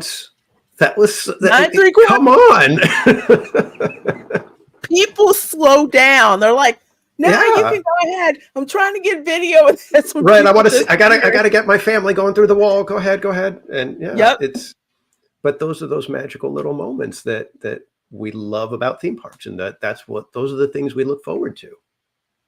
Yeah, we sure do. Absolutely. And Universal does such a great job. Hey, Amanda, good to see you. And BR Geist, yes, we're going to get to that. We were just talking about it earlier. We are going to get to that. But here, if you've seen the Harry Potter films, oh my gosh, when they are in the Ministry of Magic, from what I understand, they have, and from what I've read, they have recreated to scale. I love how Universal Creative keeps saying this, to scale. Right. The whole Ministry of Magic. So where you see, like, you know, here we have like all the witches and wizards walking around. Apparently, this is the queue area for the battle at the Ministry of Magic. Right. It's like literally that's where you're walking around. There's LED, not LED. Yeah, actually, there's probably OLED banners that change, just like in the Ministry of Magic. And from what I understand, you are going to get to see the trial of Dolores Umbridge, the only villain I can't stand more than Voldemort. And that seems to be the prevailing attitude. It's like, man, she's worse than Voldemort. But I'm getting a little bit ahead of myself. But here's where you walk in. It's like to streets of Paris, everything to scale. You have the what is it? The Bière de Belle, which is basically butterbeer in France. That they have going on. But even before you get in, it's like you go into the portal, but out here it looks like a Muggle park, just like how in Diagon Alley you're at the streets of London or outside, so you have to go inside to actually see Diagon Alley. But it's like that obfuscation, right, that goes on. They give you that place setting facade, and you have to pass through, and it's that mental change that happens, you know, in the fantasy, that your brain suddenly says, okay, I'm with you, I'm tracking with this. And when you step through those things, you're able to let the fantasy happen. And that's one of those magic portal things that used to be a hallmark of the theme parks. Is they would transition you in a way that your brain, your subconscious, is actually taking it in and allowing the fantasy to unfold. Exactly. It's like when you go into Adventureland. That's one of my favorite things. It's like the landscape changes from Main Street USA, and then you go like over this rickety bridge, and then you go under there, and then you start to smell like the mossy smells of Exactly. The plant Adventureland. life is completely different, and the buildings have taken different shapes and colors, and yeah, and it just like I said, it's that preparation and that slow storytelling that is done visually. Sometimes there's this, the sounds are involved. You go from the wonderful little Mhm. Main Street turn of the century sounds, and then you get into the drums and tropical animals in the bushes and things like that. So, but those are all cues to your subconscious to be able to allow you to fall into the fantasy of it. Exactly. And you get to, you just get to take it in. It's kind of just, come on in, come on in. And then you get to notice like the streets of Paris, which this is pretty much just like Diagon Alley, but the French version, Right. I would say, of Diagon Alley. Again, I have not seen Fantastic Beasts. I don't plan to, but at least I get the idea. This looks like the streets of Paris. It's one of the little magical beasts that they have. Platypuses. Yeah, the platypuses that they have there, and that's actually a good advertisement, because if you have a wand, one of those RFID wands that they sell at the parks, you can use them here, just like at the same stands where you use them. You do the movement for the certain spell, and that suitcase opens, and then the little platypus comes out. It's just like over in Diagon Alley, where you go near the magical menagerie, that shop with all the plushes, and the snake is on the other side, where the different animals do things depending on what spells that you do. So it's like, if you already have a wand, you don't need another. Well, okay, unless you want to buy another one, you can go ahead and buy another one. But which people do, they get multiple wands, but you can also take it over here and use it as well. And they have like a French restaurant that's there. Let's see, L'Air de la Sereine, and it's got like, this typical impressionist like French restaurant. I'm hoping it's got the same kind of food like the boulangerie and patisserie in the France pavilion. I mean, Chefs de France, forget that. That's overpriced. Hardly anybody really likes to go over there. The real excitement is over in the sandwich shop. That's where people go. And the sandwiches are great. It's like, ever since I was a kid, we would like go there because you get these great sandwiches and croissants and like pastries and stuff that's there. So I'm hoping they do the same thing with that restaurant. And of course, here's the butterbeer cart, except it says butterbeer in French. Right. Has that there, and they have their version of Ollivanders. Of course, it's a French version, Cosmetic Acatar, which I've never heard before. But yeah, so these are the more exquisite style wands. Yes. And again, this is where Harry Potter just has knocked it out of the park in the sense that the merchandise is so enticing for the fans. It's not just generic type of stuff. It is stuff that the fans really want. And I've always gotten a kick out of it because, like I said, I've only seen, I think, the first movie once, and I've never read any of the books. But when I went to Hogsmeade at Universal Hollywood, I know I'm a Ravenclaw, and I was like, maybe I should get something Ravenclaw, just as a little token, I need to get some. That's how good the merchandising is. It makes somebody who is not even a gigantic fan of the property start to think, you know what, maybe I should get something. I really want to get, you know, a little trinket because I relate to it. And that's, if you're not in marketing, you don't understand just how amazing it is to be able to pull something like that off, to get people to, you know, be attached to their house the way they are with the Harry Potter stories. It is tremendous to be able to get people to do that. And it is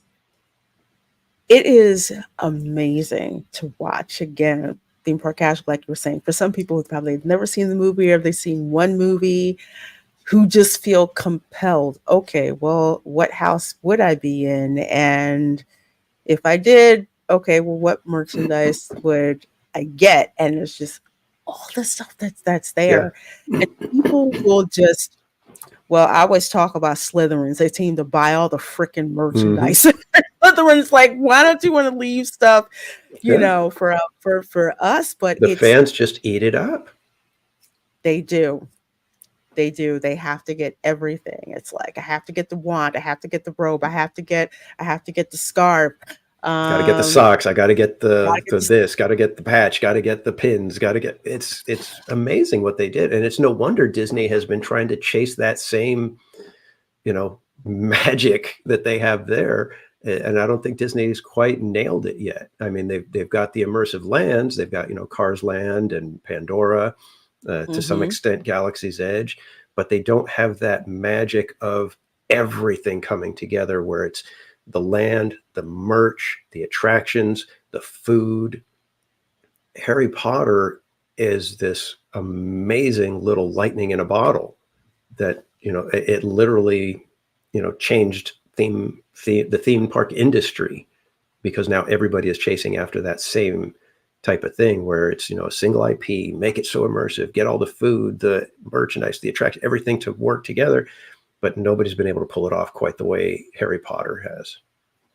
No, and I want to say a lot of that has to do with respecting the person who generated the IP, which is J.K. Rowling. But also her being adamant that, you know what, if we're doing this, we are doing it absolutely to the nines. There is no, you know, it's the Jurassic Park, no expense was spared. You know, you can spare no expense when it comes to Harry Potter, and it basically paid off handsomely for them. It absolutely did. I mean, case in point, there's no one really trying to get in line to buy blue and green milk. Never a line there. But if you run out of butterbeer and the Wizarding World of Harry Potter, folks are going to riot. They sell so much butterbeer. I wish Bash was on, because he's got. I am dying. Yeah. Oh yeah. With his stats on the butterbeer intake, just amazing. And then when they did the popsicle thing with the butterbeer, I was just like, oh my God, I got to try that. How am I going to get to one of those? I mean, think of a creamsicle, but with butterbeer. With butterbeer. Oh my gosh, you can get butterbeer fudge. Yeah. Okay. So they've got butterbeer. They've got the warm butterbeer. They've got the cold butterbeer. They got the frozen butterbeer. It's I mean, that the little butterbeer item is a franchise in and of itself at the parks now. That's how good they've done. Yes. Every time I go there, I get the warm butterbeer. It's just got this thick vanilla cream top. I don't know what they put in it, but it doesn't really melt at all. I don't want to know. I love it. They have that. If you go to Florian Fortescue's ice cream, yes, like from the books, you go there, they have butterbeer ice cream. It's just butterbeer in so many incarnations, because that's just the thing in Harry Potter. It's like to be able to go to Hogsmeade and have butterbeer. Yeah, just like what did in they call the movies. one? They call them ice lollies or something like that for the Yes. one. Yeah, it just they keep extending this thing. Like I said, it's a franchise in and of itself. Just this little food item that they release a new version, a new infused item with something infused with butterbeer, and the fans go nuts. Everybody's like, I gotta go try it. Yeah, absolutely. Everything is down to just such incredible detail. Even like the streets, like with the cobblestone streets Hmm. that are out. This circus, I cannot wait to see. Literally, it's going to be these like beasts that are there. Yeah. That you're just surrounded by in in the circus. Oh, they did? Oh, okay. You guys are gonna love Florian Fortescue's. It's gonna be a long line. I'll tell you that right now. It's always a line out of Florian Fortescue's because so many people uh want to get ice cream Yeah. from there. Line is just insane. Insane like crazy. But oh, here we go. Okay. All right. So in addition to the restaurants that they have, there's a French restaurant. Um, there's an American one with like the American Quidditch team stuff that's in there. That's from Fantastic Beasts. That's in there as well.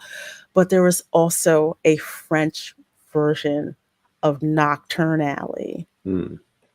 that is there as well. And again, just like at Universal Orlando when you're in Diagon Alley, yeah, I know. I probably found it on instinct because I'm Slytherin, but it's not very obvious how you find, Nocturne Alley, and not very obvious how you find this French version of Nocturne Alley either. And there's a restaurant that's in there too, so they have like their version of the Leaky Cauldron. And you are going to be able to travel via flu powder. Talk about immersion. You go to the Metro Flu, which I heard this is in Fantastic Beasts, Right. and literally you are going to travel just like in the films with the flu powder that you go in. The Metro Flu, which will take you to the British Ministry of Magic. So you're going to have that whole transformation, just like in the Right. film, where you go in and you're surrounded by like this blue fire. They're going to have the effects, the smell, everything. And you literally feel just like you're transported, just like these other witches and wizards are, into the British Ministry of Magic. If you've ever seen the films where they show the Ministry of Magic, it is insane. It's Yeah. I almost want to say it's kind of like that Land of the Dead and Coco on the scale Hmm. that they have it in. Yeah. Gorgeous. And then this is going to be the marquee ride for the Ministry of Magic, and another one of those groundbreaking, multi-sensory type of Mm-hmm. experiences. And if it's the first time I rode Forbidden Journey, actually I've only been on it once. I'd never watched any video of it. I didn't know anything going into it.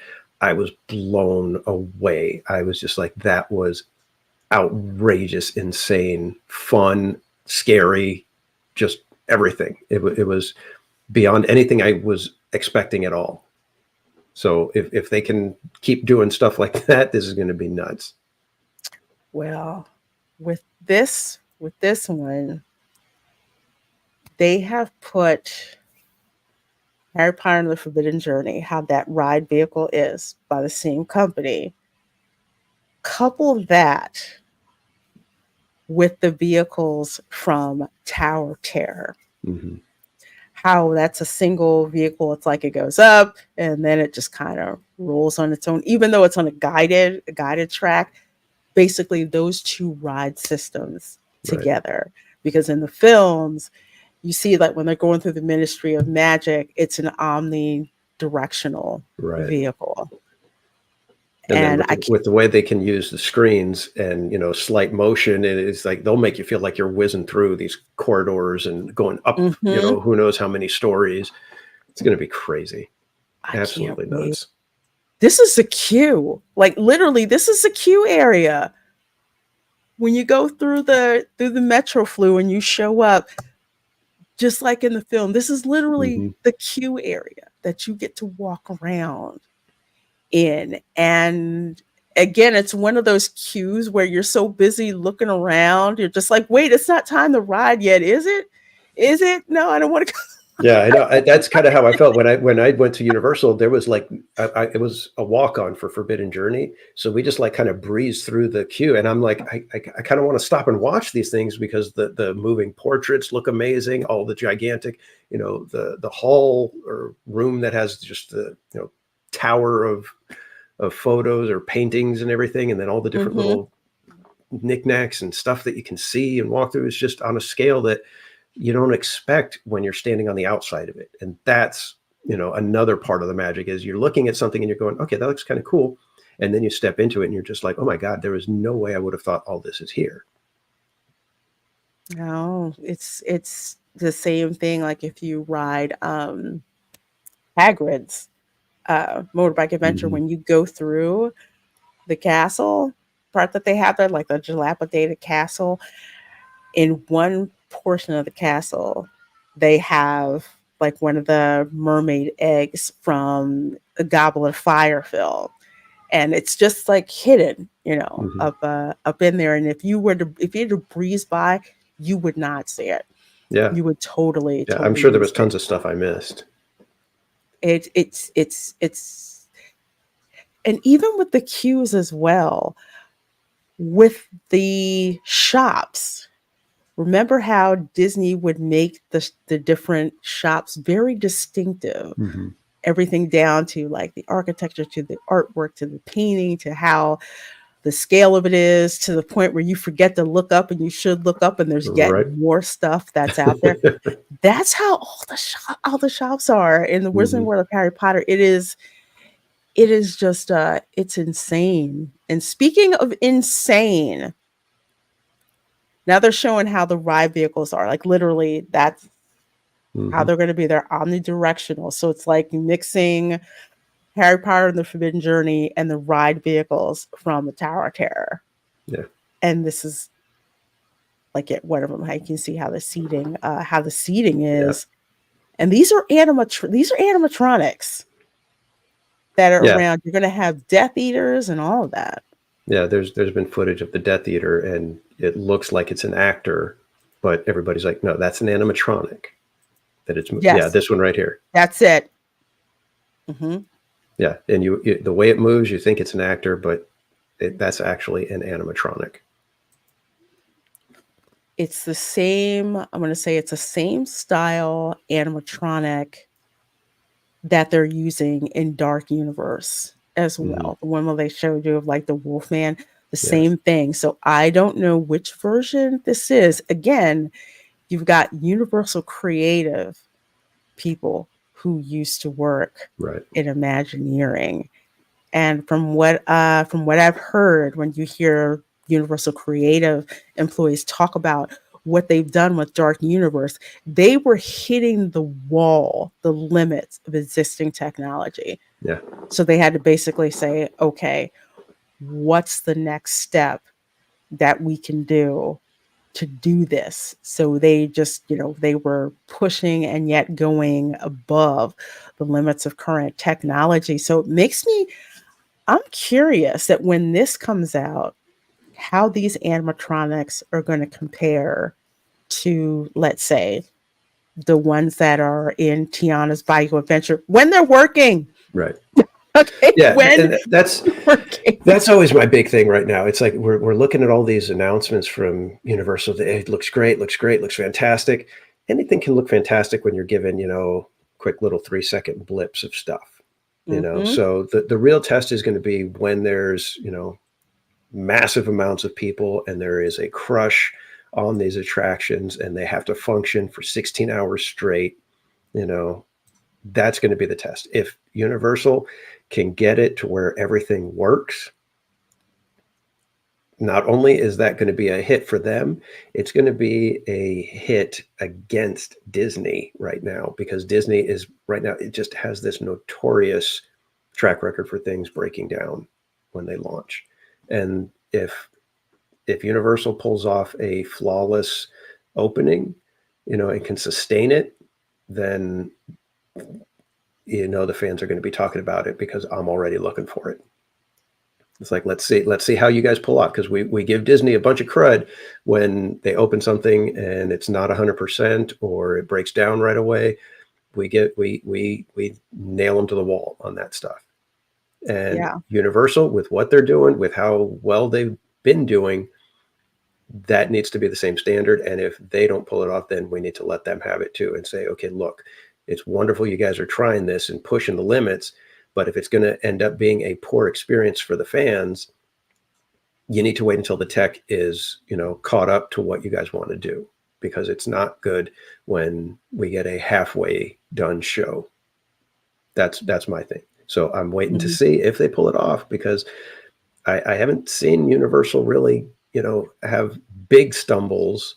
They've had their moments, obviously, but this one is a huge one. And if they have massive issues, because they've got some big rides that are coming out, some groundbreaking rides, and then some that are going to be, very interesting to see if they can keep them running. Even Donkey Kong Country Coaster, it's a different system. It's something that, hey, how does it do when you've got a crush of people 16 hours a day, 7 days a week, 365 days a year? How does it hold up? Does it last for 3 months, and then it's like, oh my God, we got to retool this whole thing, because that's going to be an issue. And that's why I want to say two parts to that. When they first came out with the Hagrid's motorbike adventure, they got famously clowned by Iger and Company. It's like, oh, it keeps going down, which it did. A lot of it was weather related, and it was the most technologically advanced coaster that they did. But eventually they got through that without issues. And then they put together the Velocicoaster, which hardly had any downtime. Yeah, I was going to say, I don't remember that being an issue, at the gate. That thing seemed to be, almost a flawless opening. Yeah, they tested that one a lot. People were like, when are we going to get to ride it? Because I kept seeing team members and Universal Creative, and they're just like, what roller coaster? We don't know what the heck you're talking about. Right. And I know some people have heard that with third-party ticket vendors, that you cannot, when the park opens, you're not going to be able to buy just a ticket solely, like say for a 3-day ticket, 3 days to go to Epic Universe. It's like, no, you can only do that one day. Yeah. And some people are kind of like, that's not really a good idea. But I'm like, no, it's like, think about it. This is the most technologically advanced park that they've ever done. So between team member, Universal Creative testing, then previews for team members learning what's going on, then previews for annual pass holders learning what's going on.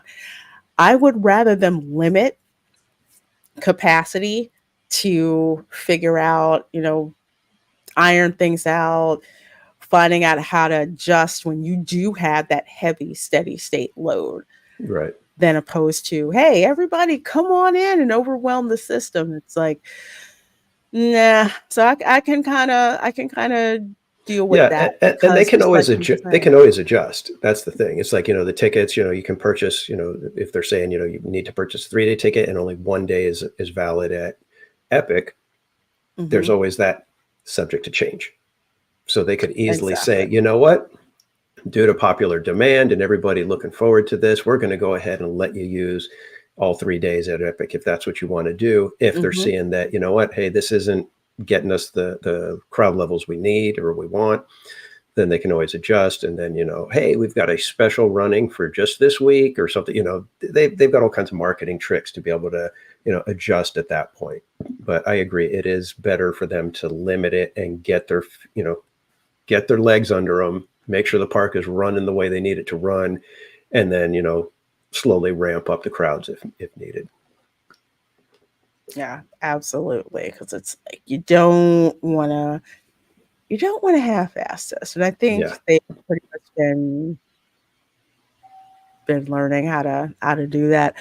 Dolores Umbridge, apparently, this is projection mapping on an animatronic. So from what I understand, okay, we're supposed to go and see this trial for Dolores Umbridge, but the Death Eaters bust her out, and we have to basically go and try to recapture her. So you're going to see these projections are going on. I can't wait to be in one of these ride vehicles. Oh my gosh, that is insane. Yeah, How that's going to work. Like I said, after Forbidden Journey, I'm looking forward to this. I'm hoping that they can keep that same kind of just nutso crazy, blow your mind kind of attraction. Yeah, absolutely tremendous. Oh my gosh. Somebody asked whether are we looking more forward to this or Dark Universe? I think I'm leaning a little more toward Dark Universe because it's something completely new. Harry Potter, this feels like an extension, so it's kind of like semi-familiar. But the Dark Universe, I'm curious because it's a very interesting property where it can feel like it's gone too far, and it's like, okay, you're not family friendly anymore, and you need to reel it back some. Or it could hit that sweet spot of like a Haunted Mansion where it's like a little bit scary, but not over the top to the point to where people are going to be like, oh, I don't want to take my kids in that spot, into that area.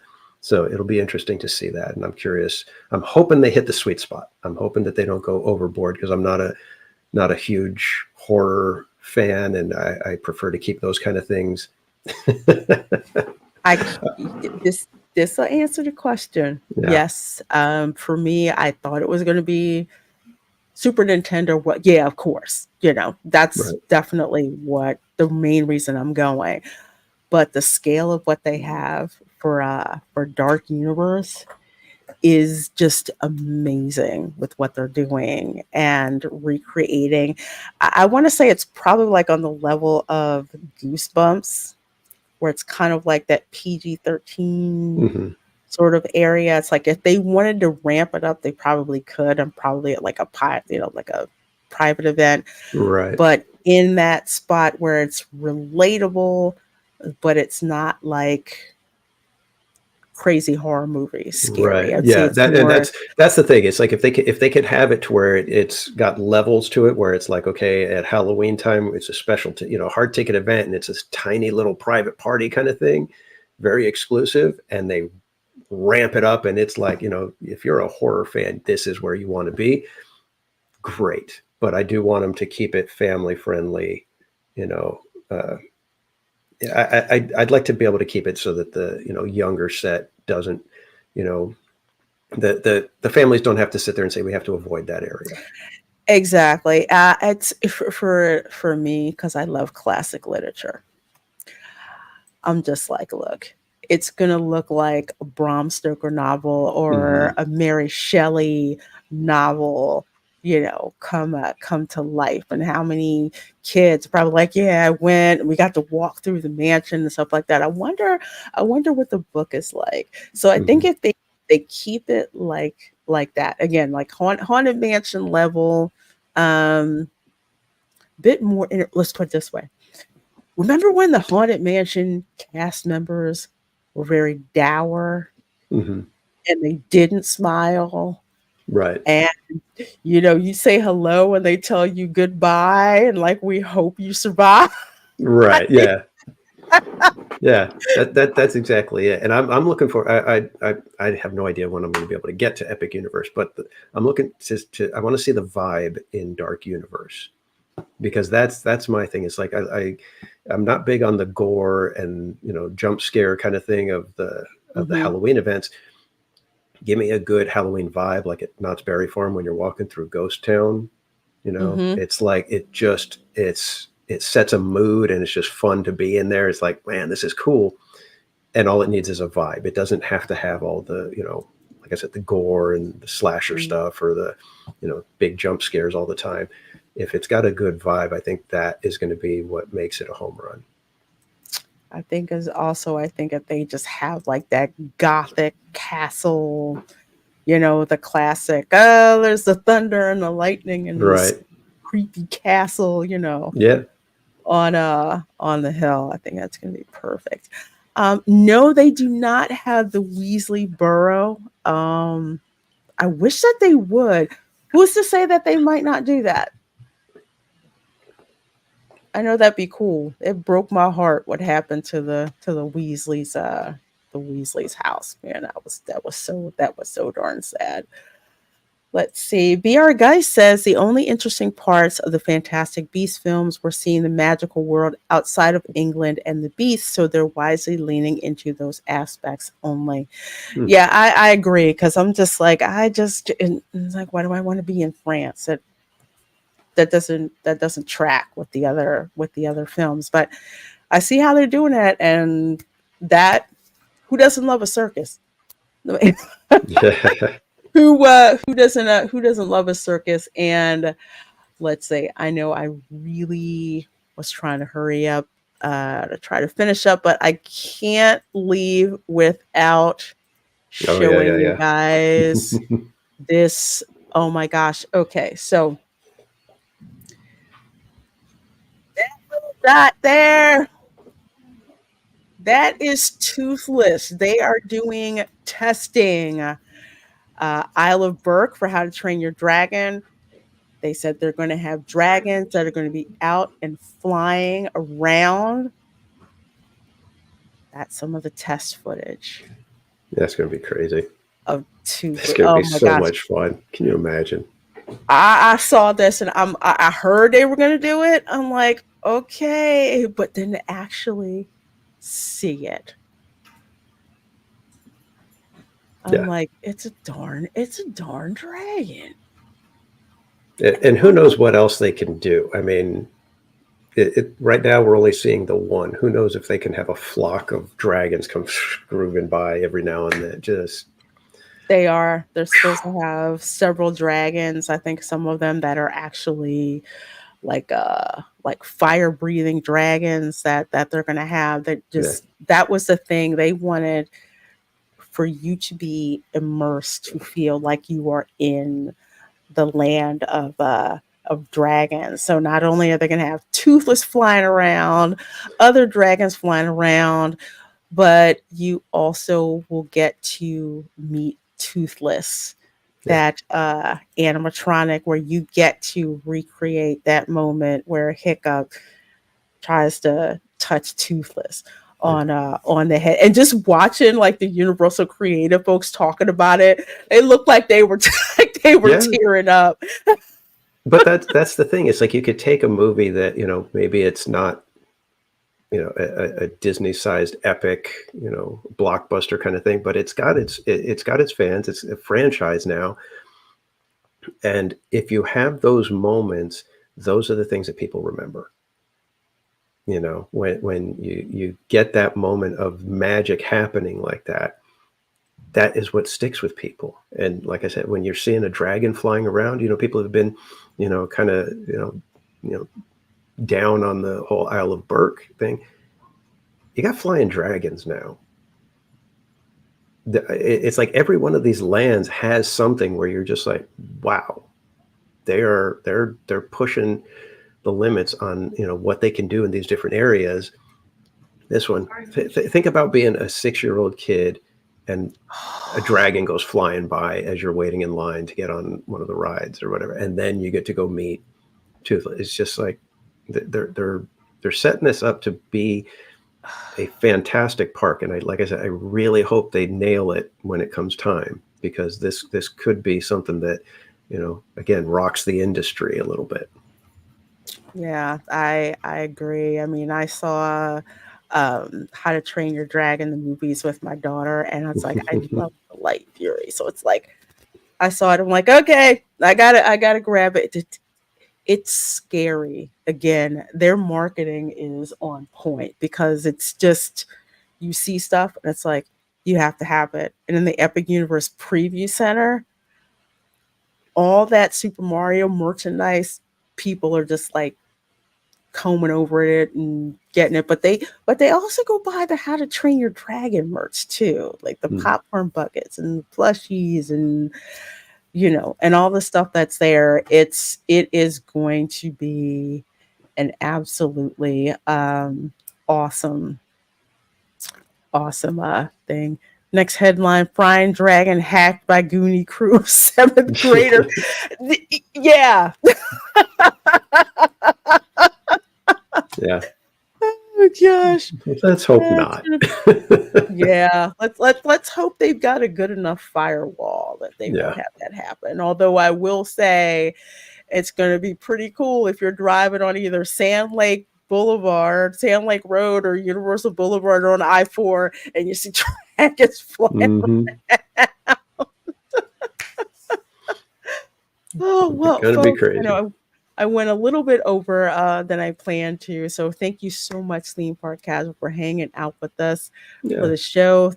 Thanks so much, Ron, for hanging in as long as you could. And you guys have open invitations to drop in, doing a show every Saturday. Drop in, hang out with you guys in the theme park community, and hang out with my fellow theme park nerds. And we just have a good time. I'm glad you guys enjoyed it. No, it's not a surprise at all, especially considering Islands of Adventure was created by former Disney Imagineers, and there's a stark difference if you go to the studios. Which the studios park is fun. It was for what it was supposed to be. It's more cohesive than Disney Studios now, definitely, for sure. Go to Islands of Adventure. The vibe is totally different. You literally feel like you are going on an actual adventure when you go through all of the different lands. So it's not surprising. It's going to be freaking awesome. And I'm so excited, and I will keep you informed about what's going on with Epic Universe. So Theme Park Casual, what you got going on? Well, I'm usually find me at the parks at least once or twice a week. Bounce around between Disneyland, Knott's Berry Farm. I'm planning to be live at the park again this coming Wednesday. And me and my friends Berry Place 28 in Cordian, California, launched our new podcast channel, Park Streamers Hangout. So head over to youtube.com and then at Park Streamers, and you can catch us. We do a podcast every other Monday night. And we launched a website, parkstreamers.com, where we will be updating and putting out additional content and write-ups and who knows what else, but we're just getting that off the ground as well. So you can find me on socials at Theme Park Casual at X and on Instagram as well. Oh, right. Well, I will put a link to the Park Streamers Hangout channel too. Such an awesome show. It's a little, I can't catch it as late as it is. Yeah, but unfortunately we are late for the East Coasters. So yeah, but good stuff. You know what? The next day, cue it up. Yeah, and watch the show. Awesome people. Awesome people on there. So as for myself, let's see. Tonight we've got the watch party for Jurassic Park, one of my favorite films to go and check out. Sunday, of course, is Welcome to Florida, and considering that Mickey's Not So Scary Halloween Party is going to be the first night is on Friday. Yes, I will be live streaming, but I'm going to be dropping some videos in advance of what to do and what not to do when it comes to Mickey's Not So Scary Halloween Party. So very nice. So appreciative of all of you guys. Thank you so much for supporting all of us here in our theme park streaming community.